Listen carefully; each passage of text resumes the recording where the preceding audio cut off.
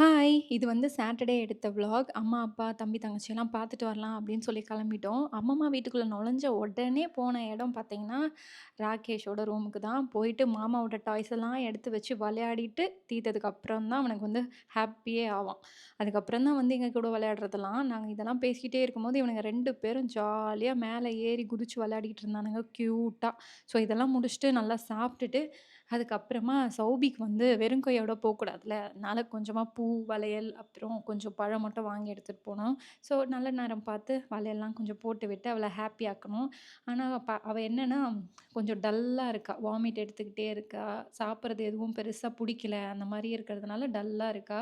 நெறைய பேர் கேட்டே இருந்தீங்க, "ஏன் சௌபி அக்கா வந்து வீடியோவே போட மாட்டேங்கிறாங்க?" அப்படின்னு சொல்லிட்டு. இந்த மாரி டயர்டா இருக்கும்போது எப்படி வீடியோ எடுக்க தோணும்? ஸோ கொஞ்ச நாள் பொறுங்க. வீடியோ அதுக்கப்புறம் சூப்பரா போட ஆரம்பிச்சுருவா. ஸோ அவ்வளோதான். எல்லாரும் உட்காந்து நிம்மதியா சாப்பிட்டுட்டு, கதை பேசிட்டு கிளம்பணும்னு டைம் வந்துச்சு பாருங்க, அப்பதான் இருந்தது. எனக்கு மனசே ஒரு மாதிரியா இருந்துச்சு. கிளம்பணுமா அப்படின்னு. ஆனா ஆதியாகுட்டி தெளிவாயிட்டா. நெக்ஸ்ட் வீக் வரேன் அம்மம்மா அப்படின்னு சொல்லி குழந்தை தெளிவா கிளம்பிருச்சு. நமக்கு தான் ஐயோ! போணுமான்னு இருந்துச்சு. எனக்கு வந்து சௌபிக்கு அ வந்து பையன் பொறப்பான் அப்படின்னு தோணுது. ஆனா ஆத்யாவும், கௌதமும் சேர்ந்து இல்ல பொண்ணு தான் பொறக்கும் அப்படின்னு சொல்லிட்டு இருக்காங்க. உங்களுக்கு சௌபிக்கு என்ன பாப்பா பொறக்கும்னு தோணுது அப்படின்னு சொல்லி கீழ கமெண்ட்ல சொல்லுங்க. இந்த மாரி இன்னொரு வீடியோல பார்க்கலாம். பை.